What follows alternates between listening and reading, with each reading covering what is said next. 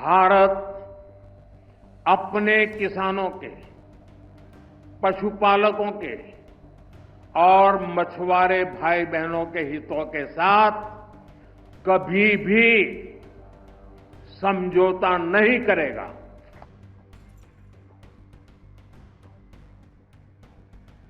और मैं जानता हूं, व्यक्तिगत रूप से मुझे बहुत बड़ी कीमत चुकानी पड़ेगी, लेकिन मैं इसके लिए तैयार हूं। मेरे देश के किसानों के लिए, मेरे देश के मछुआरों के लिए, मेरे देश के पशुपालकों के लिए आज भारत तैयार है।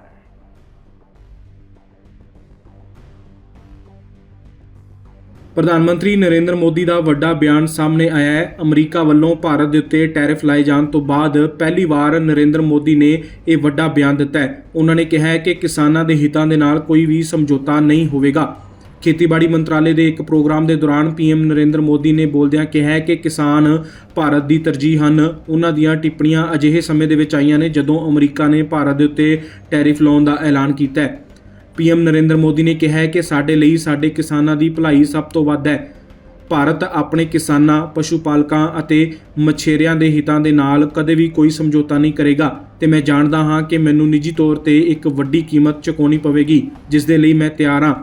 ਭਾਰਤ ਤਿਆਰ ਹੈ ਮੇਰੇ ਦੇਸ਼ ਦੇ ਕਿਸਾਨਾਂ ਲਈ, ਮੇਰੇ ਦੇਸ਼ ਦੇ ਮਛੇਰਿਆਂ ਦੇ ਲਈ ਅਤੇ ਮੇਰੇ ਦੇਸ਼ ਦੇ ਪਸ਼ੂ ਪਾਲਕਾਂ ਲਈ। भारत अपने किसानों के, पशुपालकों के और मछुआरे भाई बहनों के हितों के साथ कभी भी समझौता नहीं करेगा।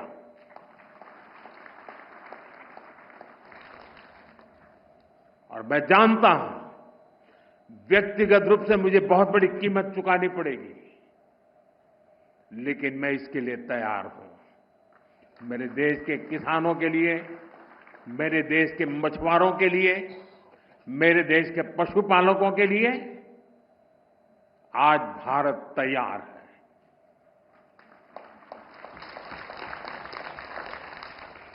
किसानों की आय बढ़ाना, खेती पर खर्च कम करना, आय के नए स्रोत बनाना, इन लक्ष्यों पर हम लगातार काम कर रहे हैं। साथियों, हमारी सरकार ने किसानों की ताकत को देश की प्रगति का आधार माना है। इसलिए बीते वर्षों में जो नीतियां बनी, उनमें सिर्फ मदद नहीं थी, किसानों में भरोसा बढ़ाने का प्रयास भी था। पीएम किसान सम्मान निधि से मिलने वाली सीधी सहायता ने छोटे किसानों को आत्मबल दिया है। पीएम फसल बीमा योजना ने किसानों को जोखिम से सुरक्षा दी है। सिंचाई से जुड़ी समस्याओं को पीएम कृषि सिंचाई योजना के माध्यम से दूर किया गया है। 10,000 एफपीओस के निर्माण ने छोटे किसानों की संगठित शक्ति बढ़ाई है। कोऑपरेटिव्स और सेल्फ हेल्प ग्रुप्स को आर्थिक मदद ने ग्रामीण अर्थव्यवस्था को नई गति दी है। ई-नाम की वजह से किसानों को अपनी उपज बेचने की आसानी हुई है। पीएम किसान संपदा योजना ने नई फूड प्रोसेसिंग यूनिट्स, भंडारण के अभियान को भी गति दी है। हाल ही में पीएम धन धान्य योजना को भी मंजूरी दी गई है। इतना ही नहीं, करीब करीब 1.25 करोड़ जागृत किसानों के साथ सीधा संवाद किया।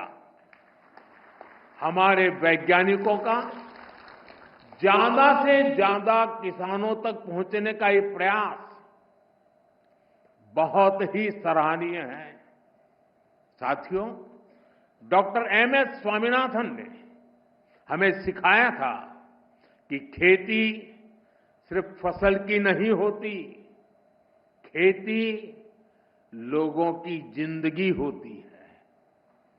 खेत से जुड़े हर इंसान की गरिमा, हर समुदाय की खुशहाली और प्रकृति की सुरक्षा, यही हमारी सरकार की कृषि नीति की ताकत है। हमें विज्ञान और समाज को एक धागे में जोड़ना है, छोटे किसान के हितों को सर्वोपरि रखना है और खेतों में काम करने वाली महिलाओं को सशक्त करना है, एम्पावर करना है। हम इसी लक्ष्य के साथ आगे बढ़े। डॉक्टर स्वामीनाथन की प्रेरणा हम सभी के साथ है। मैं एक बार फिर आप